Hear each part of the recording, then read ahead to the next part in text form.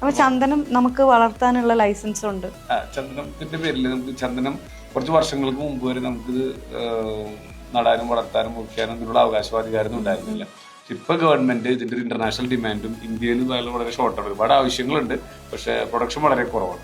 അപ്പൊ അത് മനസ്സിലാക്കി ഗവൺമെന്റ് തന്നെ ചന്ദന കൃഷി നല്ല രീതിയിൽ പ്രോത്സാഹിപ്പിക്കുന്നുണ്ട്, അതിന് ഒരുപാട് ആനുകൂല്യങ്ങൾ തരുന്നുണ്ട്. ഇൻഡിവിജ്വൽസിന് ചന്ദനം വളർത്താൻ ചെയ്യാൻ പറ്റും. ഇപ്പോൾ മുറിക്കാനും വിൽപ്പന നടത്താനുള്ള അധികാരം അത് ഫോറസ്റ്റ് ഡിപ്പാർട്ട്മെന്റ് ഗവൺമെന്റ് തന്നെയാണ്. അപ്പൊ ഇതുകൊണ്ട് ഗുണം എന്ന് വെച്ച് കഴിഞ്ഞാല് വാങ്ങുന്നവർക്ക് ലോങ് ടൈമിൽ 10 കൊല്ലം കഴിഞ്ഞാൽ ഒരു വലിയ ഹ്യൂജ് എമൗണ്ട് ഈ കൾട്ടിവേഷൻ കിട്ടുകയാണ്.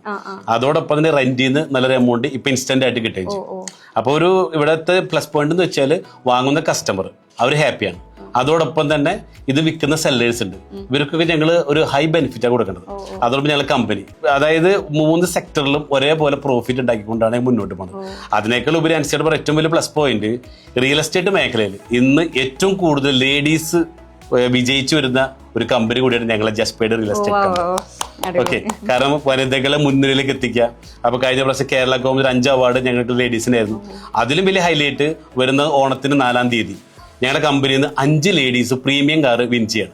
അതായത് ഒരു ഓഡി Q7, ഒരു ഓഡി A6, ഒരു 2 BMW, പിന്നെ ഒരു B6, അങ്ങനെ 5 പ്രീമിയം വണ്ടികൾ വാങ്ങിക്കുമ്പോൾ വിൻ ചെയ്തതും ഈ പറഞ്ഞ റിയൽ എസ്റ്റേറ്റിലൂടെ വനിതകളാണ്. വിമൻ എംപവർമെന്റും കൂടെ നടക്കുന്നുണ്ട്.